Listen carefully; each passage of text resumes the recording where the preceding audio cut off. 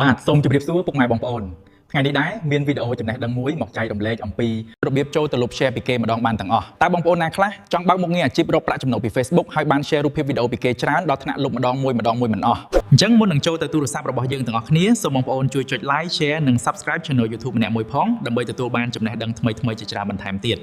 អរគុណតោះអញ្ចឹងកុំឲ្យខាតពេលយូរយើងចូលទៅក្នុងកម្មវិធី Facebook របស់យើងទាំងអស់គ្នាអញ្ចឹងយើងចូលមក Facebook របស់យើងមកបាទបណ្ដាតនេះយើងមើលមកខាងលើនៅខាងឆ្វេងដៃឡើងprofile របស់យើងនេះចុចលើវាមកបាទបន្តមកទៀតបណ្ដាតនេះយើងមើលមកខាងលើគេមកអស់នៅខាងស្ដាំដៃកន្លែងស្ញាប់ត្រេបៃនេះយើងចុចលើវាមកបាទចូលដល់តនេះយើងមករកពាក្យថាការកំណត់ហេតុសកម្មភាពបាទគឺរូបសញ្ញាតេបៃចុចលើវីដេអូមកបាទបណ្ដាផ្ទៃយើងមើលមកពាក្យនៅកណ្ដាលនេះគេដាក់ថាសកម្មភាពនៅលើ Facebook របស់អ្នកអញ្ចឹងយើងមើលមកខាងស្ដាំដៃរវាងសញ្ញាព្រួយនេះគឺយើងចុចប៉ះលើវាមកបាទតមកយើងស្គាល់មកក្រោមយើងមករកពាក្យថាសារបង្ហោះយើងចុចលើវាមកបន្តទៀតយើងមើលមកខាងលើនេះក្រោមផ្ទៃទូនេះដែលគេដាក់អក្សរថា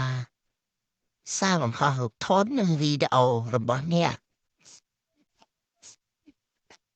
អញ្ចឹងយើងចុចលើមក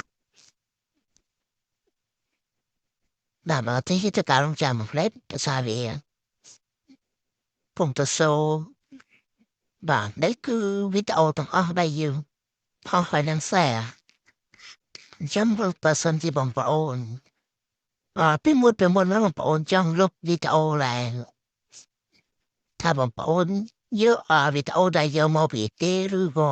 អាចយកលុយបានបងប្អូនចង់លុបហើយដែលថាវីដេអូមានច្រើនបងប្អូនលុប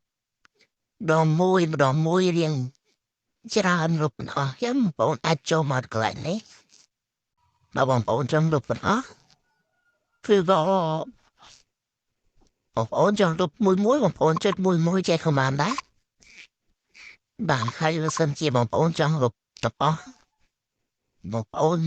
មើលមកខាងលើនេះកន្លែងពាក្យទាំងអស់បងប្អូនចុចមកគឺវាគ្រីលុបទាំងអស់ហើយបាទ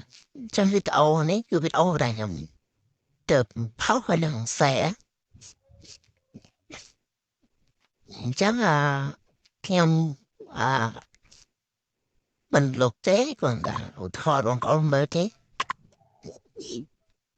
ហើយវីដេអូនៅខាងលើគេមួយនេះគឺវីដេអូដែលខ្ញុំទៅដល់ share មិនអញ្ចឹងខ្ញុំឧទាហរណ៍ថាបើសិនជាបងប្អូនគ្រីចាស់ហើយបងប្អូនចង់លុបបងប្អូនមើលមកខាងក្រោមនេះបាទចឹងខ្ញុំធ្វើការដោះគ្រីវិញនេះគ្រាន់តែខ្ញុំឧទាហរណ៍បងប្អូនមើលទេហើយខ្ញុំនឹងចូលទៅលុបរូបមួយដើម្បីធ្វើជាឧទាហរណ៍បងប្អូនមើលចឹងខ្ញុំឧទាហរណ៍ថាខ្ញុំលុបវីដេអូដែលខ្ញុំទៅផ្សាយមិននេះគឺខាងលើគេចាំទៅពេលបងប្អូនចុចគេហើយបងប្អូនមើលមកខាងក្រោមឡើងពាក្យថាធំសម្រាប់ហ្នឹងបងគេលើវាមកបាទមកតំទៀតបងប្អូនយកពាក្យថាផ្លាស់ទីធំសម្រាប់បងប្អូនចុចលើវាទៀតមកបាទនេះគឺវាលុបហើយគឺខ្ញុំលុបតែមួយទេដល់សារវីដេអូនេះគឺខ្ញុំតែផុសអញ្ចឹងខ្ញុំអត់ត្រូវការលុបទេខ្ញុំគាត់តែឧទាហរណ៍បងប្អូនទៅទេអញ្ចឹងវីដេអូនេះមានតែប៉ុណ្្នេះទេអរគុណច្រើនសម្រាប់ការតាមជួយចុច like share និង subscribe channel មួយផងដើម្បីទទួលបានចំណេះដឹងថ្មីបន្ថែមទៀតអរគុណច្រើន